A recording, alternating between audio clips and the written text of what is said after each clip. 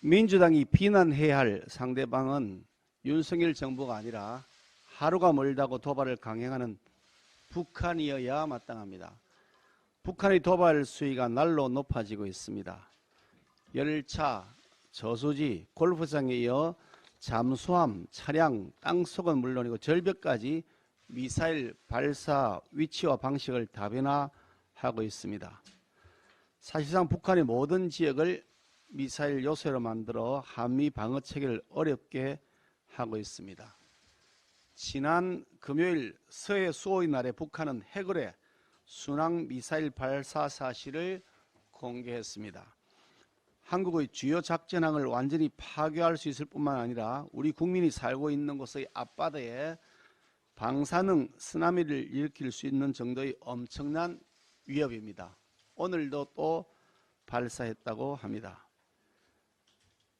북한이 이러한 신무기를 개발하는 데 결코 짧지 않은 시간이 걸렸을 것입니다. 북한 스스로도 11년 전부터 핵의뢰 개발을 시작했다고 발표한 바 있습니다. 겉으로는 북한이 대화의 제스처를 피력하면서도 뒤로는 핵무기 개발에 집중했던 것이 사실로 확인되었습니다. 이처럼 북한의 무장이 고도화를 이루는 데 있어서 최고의 협조자는 민주당 정권이었습니다. 북한과의 이벤트가 필요했던 민주당 정권은 북한에 돈을 퍼주기 바빴고 심지어 문재인 정권은 한반도 평화 프로세서라는 미명으로 북한의 안보 위협을 외면한 채 대화만을 구걸하였습니다. 더욱이 황당한 것은 이러한 굴종적 대북관계의 장본인인 민주당이 윤석열 정부가 안보 강화를 위해 일본과의 협력 및 관계 정상을 도모하는 것을 두고 도리어 비난하고 있다는 점입니다.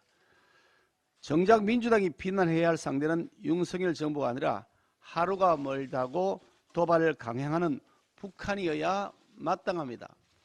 그런데도 민주당은 북한 앞에만 서면 사과를 요구하거나 비난하기는커녕 오히려 비겁해지고 굴종적 자세로 일관하고 있으니 이것은 결코 정상이 아닙니다. 민주당이 대한민국의 정상적인 정당이 되려면 8.6 운동권 주사파 세력이 지니고 있는 종북 사상을 지금 당장 버려야 할 것입니다. 민주당이 요즘 하는 행태를 보면 윤석열 정부가 실패하게 만들고 민생이 어려워져야 민주당이 선거에 유리하다고 판단하고 있는 것으로 보입니다. 민생은 내팽개친 채 무작정 반대를 위한 반대만 일삼고 거부권 행사가 뻔히 예견되는 포퓰리즘 법안을 일부러 본회의 직상정 후 강행 처리하는가 하면 걸핏하면 대통령과 장관에 대한 탄핵 소추 시도를 일삼고 있기 때문입니다. 100년 집권을 자신하던 오만한 정당이 불과 5년 만에 국민의 심판으로 쫓겨나자 탄생 1년도 안 된 정부를 향해 허구한 날 탄핵 운운하면서 대통령과 정부를 흔들어댈 궁리만 하고 있습니다. 행정 공백으로 인한 국민의 피해는 아랑곳하지 않고 엄격한 요건으로 주장해야 마땅한 해임건의, 탄핵소추를 정쟁이 필요할 때마다 꺼내들고 있는 것입니다. 얼토당토하는 이유를 들면서 민주당은 작년 9월 외교부 장관에 대한 해임 건의안을 강행 처리했고 행안부 장관에 대하여는 해임 건의안에 이어서 탄핵소추안까지 밀어붙여서 행정과 소방, 사회안전을 담당하는 주무부처 장관의 직무를 기어코 정지시켰습니다. 이제는 법무부 장관 탄핵 운운하고 있는데 강도 지시 들통나자 경찰관에게 책임을 묻겠다는 것과 다름없는 행태입니다. 억지도 이런 억지가 없습니다. 정작 탄핵을 당해야 할 대상은 헌재 재판관이라는 직책에 걸맞지 않게 얄팍한 법기술자로 전락해서 양심은 내팽개치고 새치혀로 국민을 속이며 곡학아세하는 민우국 카르텔입니다. 나라야 멍이 들든 말든 윤석열 정부가 실패해야 민주당에게 유리하다는 얄팍한 정치 공작적 계산을 현명한 우리 국민들께서는 냉철한 눈으로 지켜보고 계신다는 점을 상기시켜 드립니다. 금융취약자 지원에 관해서 말씀을 드리겠습니다.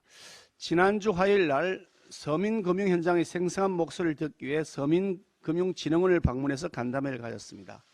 서민금융 상품들을 재점검하여 예산과 규모를 선제적으로 늘려달라고 요청한 바 있습니다.